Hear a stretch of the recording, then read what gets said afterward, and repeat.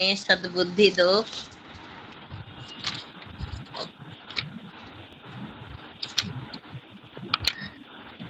सविता पिता विधाता, दूरतों को दूर कर दो। सविता पिता विधाता, दूरतों को दूर कर दो। सब भद्र भाव अपने जीवन में मेरे भर दो। सब भद्र भाव अपने जीवन में मेरे भर दो। सविता पिता विधाता, शक्ति अतुल तुम्हारी, करुणा थी सबसे न्यारी। शक्ति अतुल तुम्हारी, करुणा थी सबसे न्यारी। ममता की निज सुगंधी, ममता की निज सुगंधी, मानव मेरे में भर दो। सविता पिता विधाता, दूरतों को दूर कर दो। सब भद्र भाव अपने जीवन में मेरे भर दो। तुम हो सुधा के सागर, खाली है मेरी गागर। तुम हो सुधा के सागर, खाली है मेरी गागर। वर्षा की सोम वर्षा, वर्षा की सोम वर्षा, सब रोम कूप भर दो। सविता पिता विधाता, बालक पिता तुम्ही हो, ममता की मूर्ति माता। बालक पिता तुम्ही हो, ममता की मूर्ति माता। अब गोद में बिठाकर, अब गोद में बिठाकर, वत्सल्य सुर से भर दो। सविता पिता विधाता, सर्वत्र संकटों में सच्चे सखा तुम्ही हो। सर्वत्र संकटों में सच्चे सखा तुम्ही हो। दुख द्वंद दूर करके शाबत अभय कबर दो। दुख द्वंद दूर करके शाश्वत अभय कबर दो। सविता पिता विधाता, दूरतों को दूर कर दो। सब भद्र भाव अपने जीवन में मेरे भर दो। सविता पिता विधाता। धन्यवाद जी, आपने समय दिया जी। और भजन के लिए नए आशीष जी, आपने और कौन लेना चाहते हैं? हाँ जी। संतोष माता जी लीजिए। समझ नहीं आई। संतोष जी, संतोष माता जी। हाँ जी हाँ जी। शुभ शाम भजन कर ले, मुक्ति का यतन कर ले। छूट जाएगा जन्म मरण से, प्रभु का सिमरन कर ले।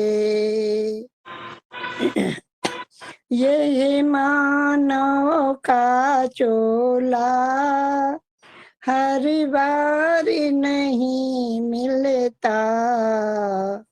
जो गिर गया डाली से, वह फूल नहीं खिलता। मौका है ये जीवन का, मौका है ये जीवन का। जो चाहे यतन कर ले, सुबह शाम भजन कर ले। ऐ नर इन कानों से सुनी संतों की वाणी, मन को ठहरा करके, बन जातम ज्ञानी। जिह्वा तो चले मुख में, जिह्वा तो चले मुख में, अब ओम जपन कर ले, सुबह शाम भजन कर ले। इस मैली चादर में दाग लगे कितने, पर ज्ञान के साबुन में झाग भरे तेने, धुल जाएगी सब स्याही, धुल जाएगी सब स्याही। उजला तन मन कर ले, सुबह शाम भजन कर ले। सुन वेदों में गूंज रही मंत्रों की मधुर कलियां, प्रभु के आगे अब तो यही शीश नमन कर ले, छूट जाएगा जन्म मरण से, छूट जाएगा जन्म मरण से। प्रभु का सिमरन कर ले, सुबह शाम भजन कर ले। मुक्ति का यतन कर ले, छूट जाएगा जन्म मरण से। प्रभु का सिमरन कर ले, सुबह शाम भजन कर ले। ओम। बहुत बहुत धन्यवाद मुनि जी समय देने के लिए। सभी को सादर नमस्ते। बहुत सुंदर। समय भी हो चुका है, तो हमारे वक्ता श्रुति जी है और उसके बाद हमारे लीलाबेन जी भी है, तो श्रुति जी को हम सुनेंगे जी। धन्यवाद आदरणीय मुनि जी, दीपालिका जी, सभी को सादर नमस्ते। आर्यजनों को बहुत सुंदर भजन हमारी दोनों माताओं के द्वारा भी हमने सुना। ईश्वर भक्ति के भजन, मुक्ति का यतन कर ले। और ये मुक्ति हमारे को, मैं तो कहूंगी हम लोग बहुत सौभाग्यशाली हैं जो हमें ये राहत दिखाई तो ऋषिवर देव दयानंद जी महाराज ने। नहीं तो मुक्ति के लिए आज अनेकों अनेकों ऐसे बाबा और अनेक ऐसे गुरु बने हुए हैं जो अपने आप को बहुत उज्जवल करना चाहते हैं और हमारे को मुक्ति की राह दिखाने का प्रयास करते हैं। परंतु हमारे भारत का ये बहुत सौभाग्य रहा कि हमारे को ऋषिवर देव दयानंद जी महाराज हमें मिले और हम लोगों का जीवन बहुत उत्तम तरीके से हम लोग अपना व्यतीत कर रहे हैं।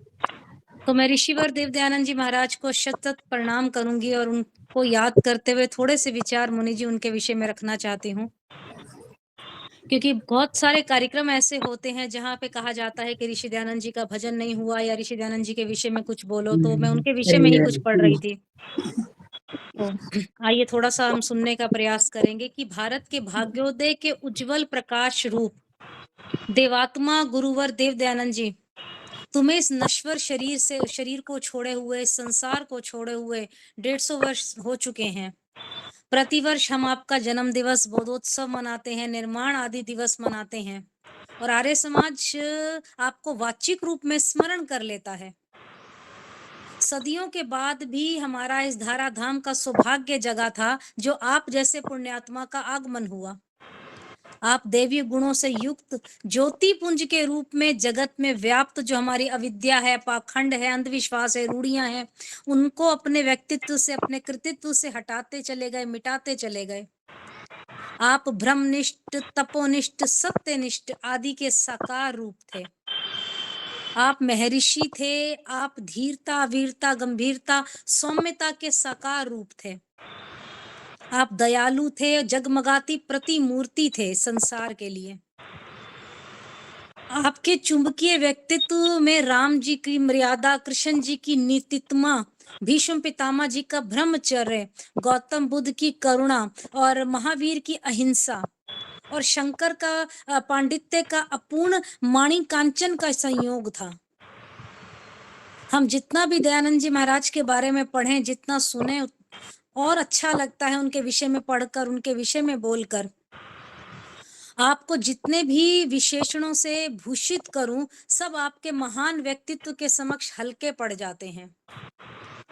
महर्षि, हम आपको याद करते हैं, हृदय श्रद्धा भक्ति से भर जाता है, सिर आपके चरणों में झुकने लग जाता है, नेत्र सजल होकर आपके स्मृति पर अर्घ्य चढ़ाने लगते हैं। रोम रोम में आपकी स्मृतियां और आपके जो उपकार हैं उससे सिहर उठता है हमारा रोम रोम। ऋषि दयानंद जी महाराज को हम याद करते हैं, वो बहुत धन्य थे, प्रभु के मानस पुत्र थे और संसार में जितने व्याप्त विविध दुख थे उनके संकट त्राता थे। आप मानवता के गायक और संसार के उद्धारक थे।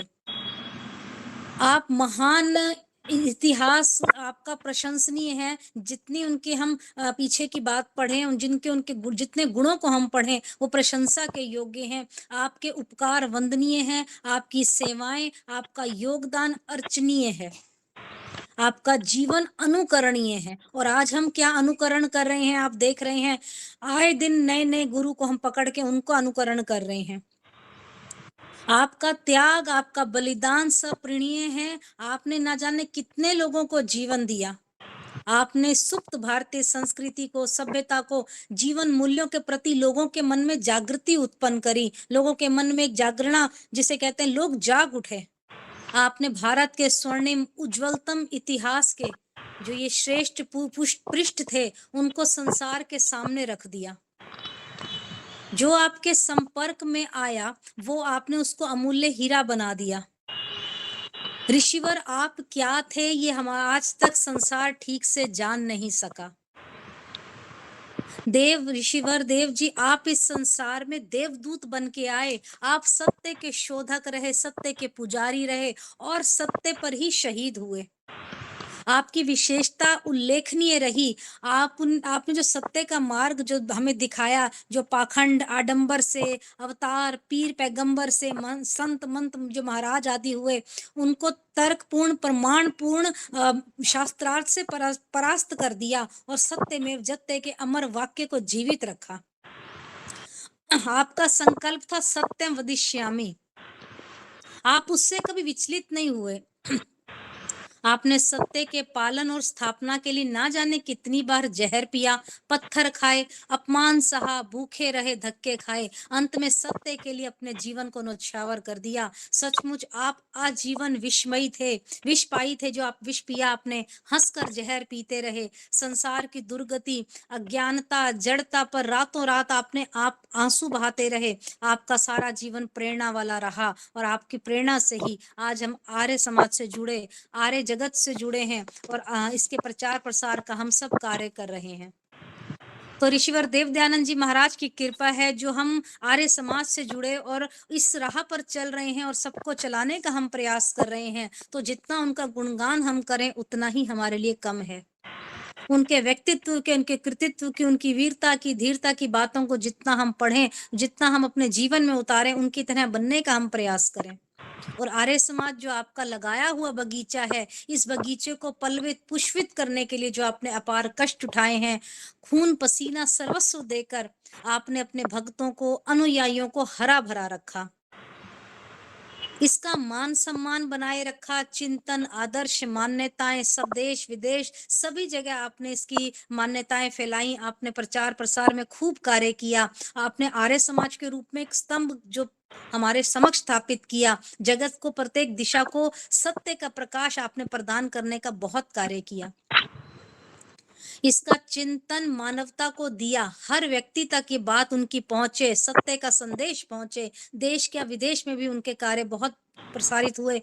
आर्य समाज को वैदिक धर्म का प्रचारक, प्रसारक और उद्धारक के रूप में आपने घोषित किया। और ये भी बताया ऋषि देव दयानंद जी ने कि वेद ईश्वरीय ज्ञान है, वेद सब सत्य विद्याओं का पुस्तक है और वेद का आदेश है, वेद का उपदेश और वेद का ही संदेश है। वेद विद्याओं का पुस्तक है और वेद सबके लिए हैं, सब पढ़े और सबको इसका अधिकार है। बहुत से लोग ऐसे हैं जिनको वेदों का नाम नहीं पता, वेद क्या है ये तक नहीं पता। बस संसार में आए, थोड़ा बहुत ये उनको पता है कि हमने परोपकार का कार्य करना है, दूसरों के लिए थोड़ी बहुत सहायता करनी है और थोड़ी सी ईश्वर भक्ति करनी है, उनके जीवन का ये नियम पूरा हो जाता है।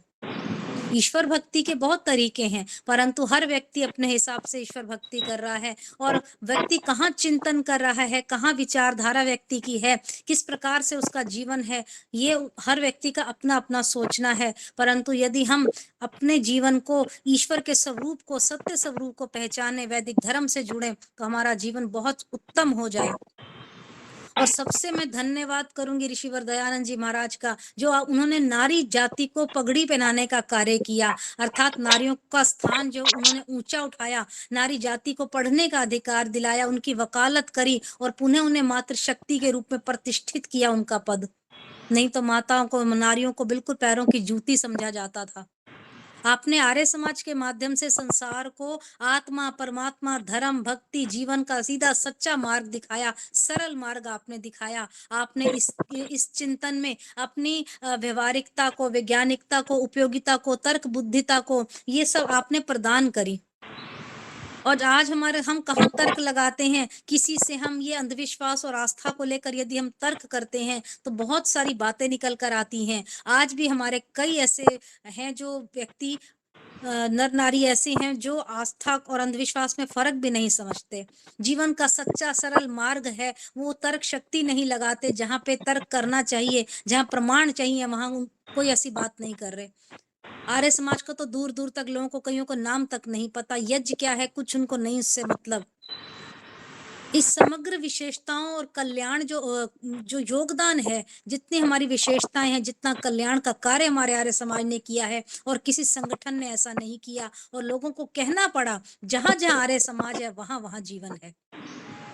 परंतु हमारी जो आज ये अंतर पीड़ा है, उससे मैं आपको बताना चाहती हूँ कि आज आपका लगाया हुआ आर्य समाज रूपी जो बगीचा है वो बिखर रहा है, काटा जा रहा है। उसके जो सिद्धांत हैं, उसके सार्थक सिद्धांत, उनके विचारों को, उनके आदर्श रूपी वृक्षों को काट कर लोग क्या कर रहे हैं, स्वार्थ में, पद में, अहंकार में, भौतिकता के वृक्ष रोपे जा रहे हैं। ये लोकेशना वितेशना ये लोगों के मन से जा नहीं रही। आपका लगाया हुआ जो बगीचा है, उसकी रौनक, उसकी खुशबू, जो उसका आकर्षण है, वो क्षीण हो रहा है। बगीचे के रक्षक ही भक्षक बन रहे हैं। आज आर्य समाज में संख्या भी कम है और जो भी आते हैं वो 60-50 से ऊपर के ही होते हैं, मतलब 60 से ऊपर के ज्यादातर। आज यंग जनरेशन, हमारी युवा जो पीढ़ी है, उसको आर्य समाज में आने का समय नहीं है। और अगर जो व्यक्ति पहले से हैं, वो स्वार्थ में, पद में, अहंकार में बहुत ज्यादा अपने आप को डुबो चुके हैं। इस चीज को देखकर बहुत दुख होता है कि आपकी लगाई आर्य समाज आज उसमें वो वाला खुशबू नहीं रह गई है, वो रौनक नहीं रह गई है। और अब आर्य समाज रूपी बगीचे में शीतल छाया, सुखद हवाएं नहीं चल रही, शांत वो चीज नहीं रह गई है।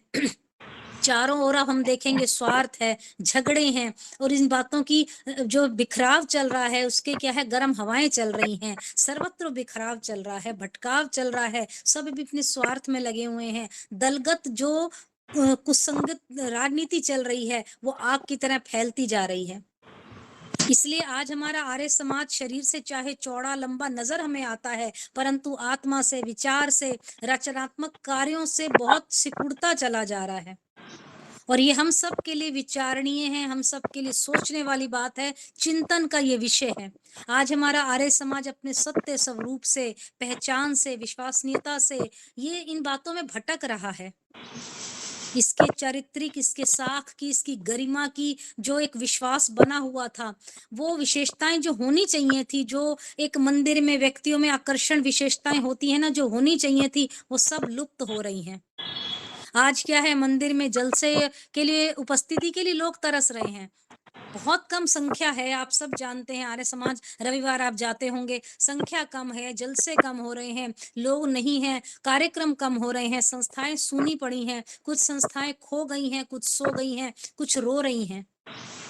आध्यात्म, भक्ति, चरित्र सुधार, इनके लिए किसी के पास समय नहीं है, सब अपने अपने कार्यों में व्यस्त है, सबको अपनी पड़ी हुई है। और जो थोड़े बहुत बचे हैं, जो भक्ति की तरफ जा रहे हैं, वो किसी न किसी बाबाओं के चरणों में पड़े हैं। नीचे से ऊपर तक का ढांचा आर्य समाज का लड़ खड़ा रहा है। कोई किसी की सुनता नहीं, किसी की मानता नहीं, ना कोई किसी को महत्व देता है। अब कई बार ऐसे हैं कि हम ये भावना समाप्त हो रही है, सेवा कर्तव्य की भावना लोगों में समाप्त हो रही है। विद्वान, वैदिक वक्ता है, हमारे उपदेशक है, हमारे पुरोहित हैं, हमारे सन्यासी हैं, ये सब दुर्लभ हो रहे हैं, नजर नहीं आते हैं। जो अपनी अपनी जो है, उन्होंने अपनी अपनी दुकानें अलग खोल रखी हैं, सब आपस में कहीं ना कहीं बिखराव नजर आ रहा है। तो इसलिए आर्य भक्तों, उठो, जागो, अपने उद्देश्य की पहचान करो, अपनी आंखें खोलो, अपने स्वरूप को पहचानो, अपने अपने शांत, अपने सात्विक क्षणों में अपने हृदय की धड़कन पे हाथ रखकर अपने आप से पूछो, क्या मैंने ऋषिवर दयानंद जी महाराज के मिशन जो आर्य समाज है उसके लिए मैंने क्या किया, मैं क्या कर रहा हूँ या कर रही हूँ। नहीं तो सच्चे अर्थ में आर्य बनने का जो आपने व्रत संकल्प ले रखा है, तो हमारे लिए वो बिल्कुल व्यर्थ है। हम ऋषि दयानंद जी की भावनाओं को आदर नहीं कर सके या वेद मार्ग पर चलने के लिए लोगों को प्रेरित नहीं कर सके, तो हमारा आर्य बनना बिल्कुल व्यर्थ कहलाएगा। तो कहने का तात्पर्य ये है कि ऋषिवर आपको शतशः प्रणाम हम कर रहे हैं, परंतु आपकी बनाई जो संस्था है, आर्य समाज है, इसका कार्य थोड़ा क्षीण हो चुका है।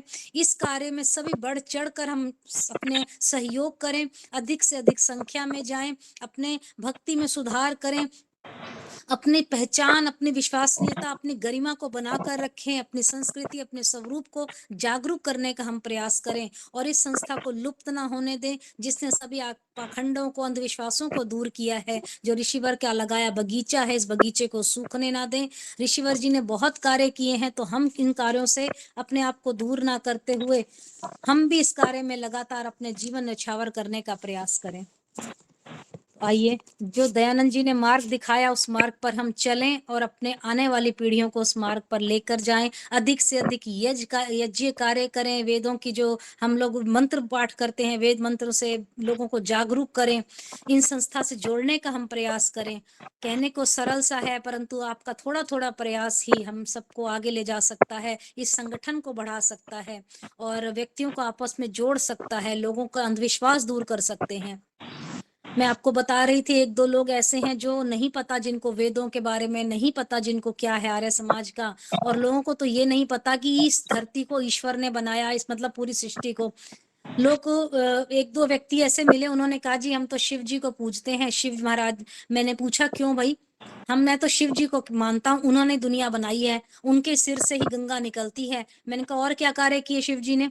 उनको ये नहीं पता कि धरती सृष्टि किसने बनाई है, व्यक्तियों कुछ ईश्वर के विषय में नहीं पता।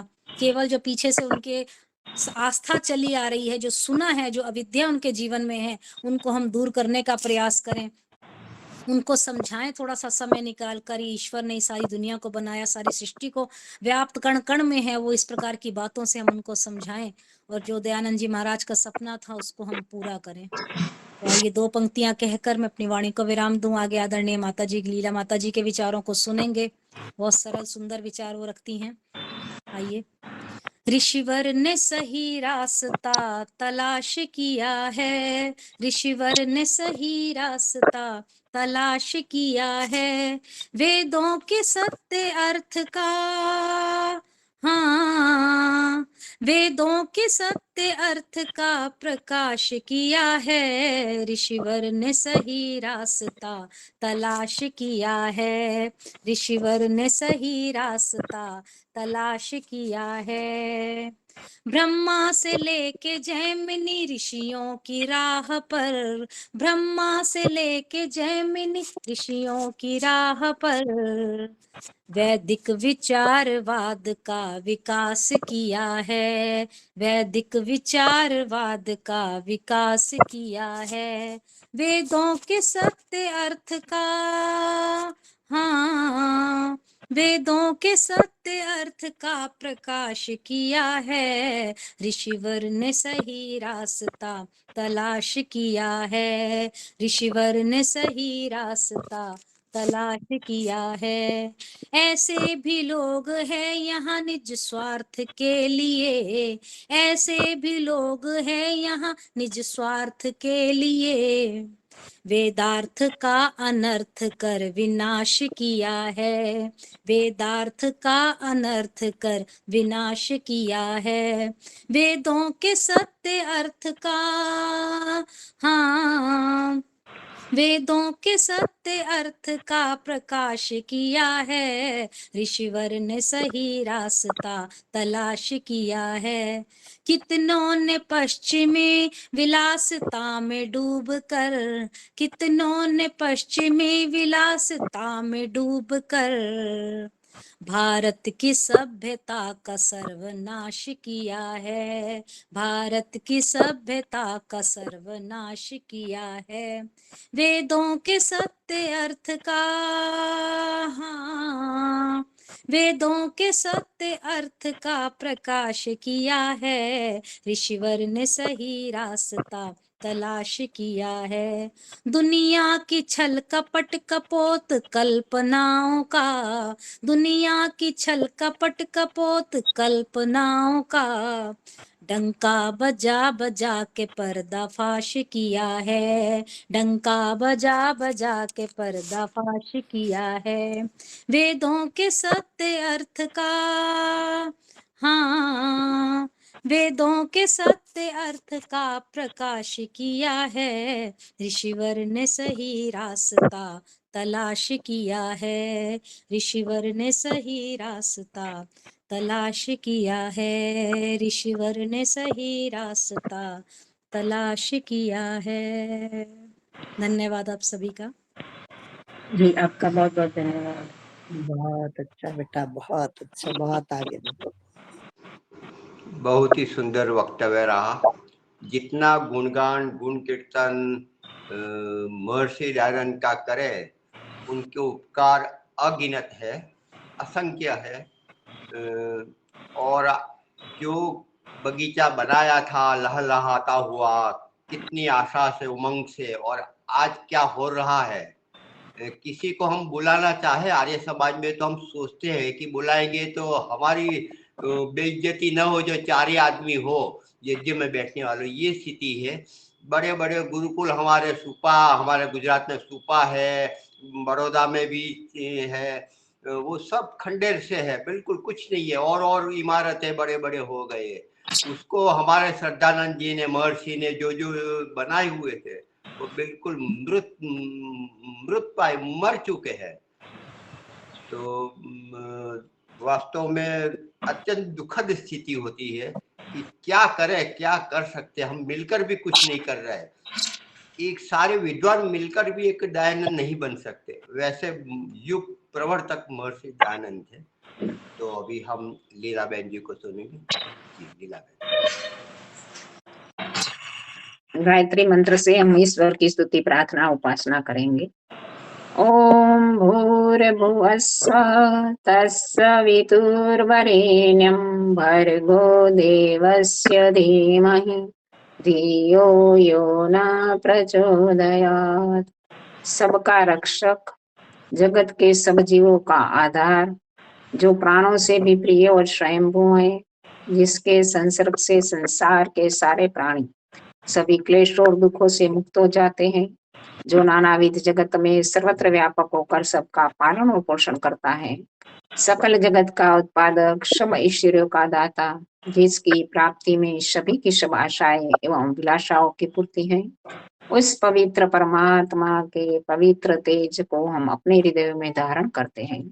वो परमात्मा हमारी बुद्धियों को निकृष्ट मार्ग से निवृत्त करके उत्कृष्ट मार्ग की ओर प्रेरित करे। आदरणीय मुनि जी, संचालिका बेन, सम्मान्य दीपालिका जी, धर्म प्रेमी सज्जनों, वंदनीय मातृशक्ति। अभी अभी बहुत सुंदर प्रेरणादायक चर्चा हम सुन रहे थे।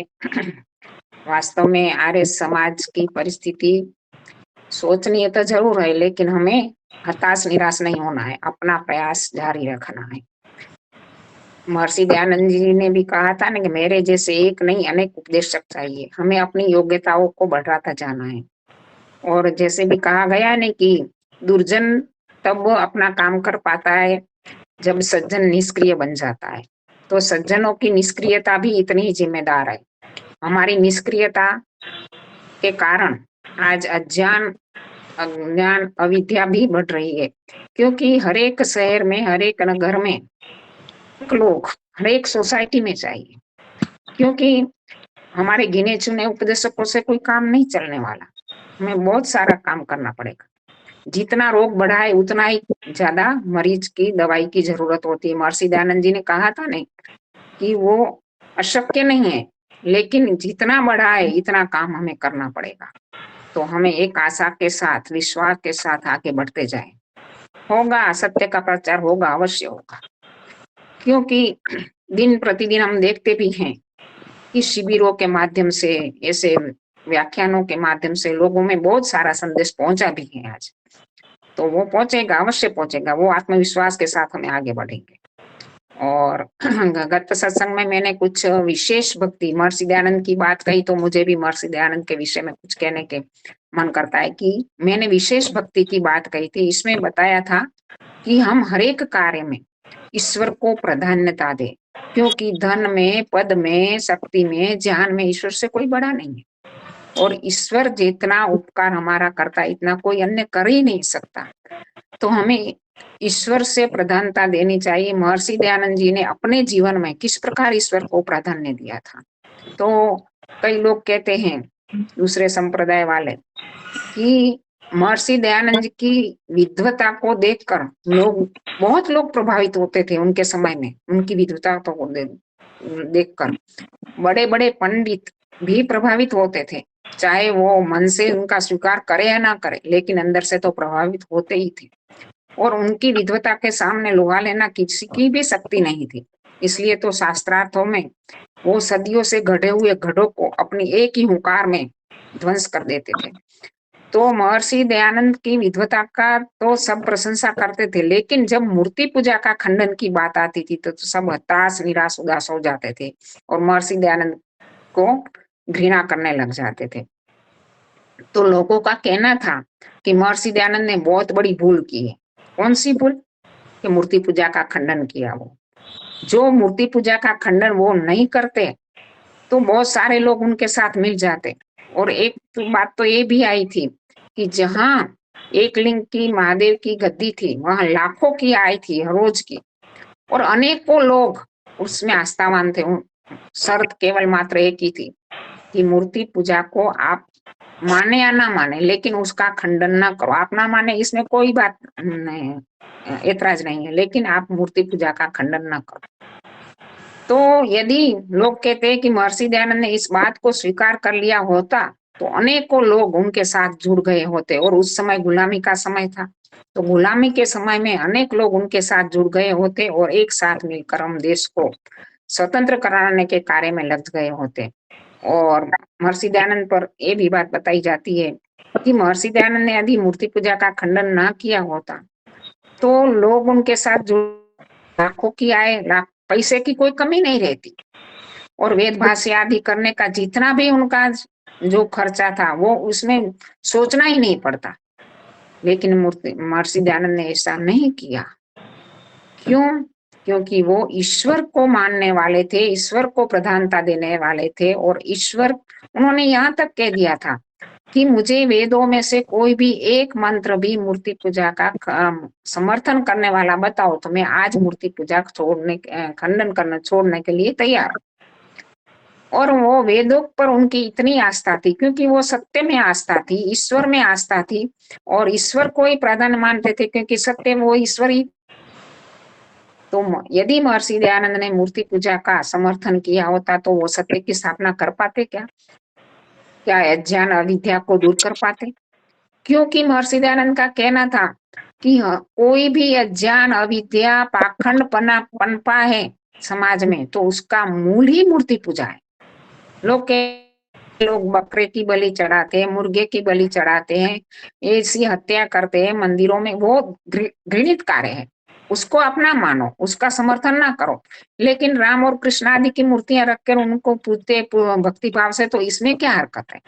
ऐसी बात महर्षि दयानंद के सामने आती थी। लेकिन महर्षि दयानंद का कहना था कि जो भी घृणित कार्य, बड़ा पाप हो रहा है, उसका मूल तो वो ही है।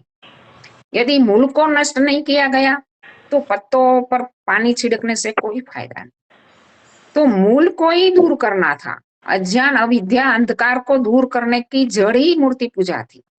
क्योंकि जितना भी हम कहते हैं ना कि भारत के पतन का कारण, कहते कितने मंदिरों में कितना धन छिपा हुआ था, कितनी संपत्ति छिपी हुई थी, लुटेरे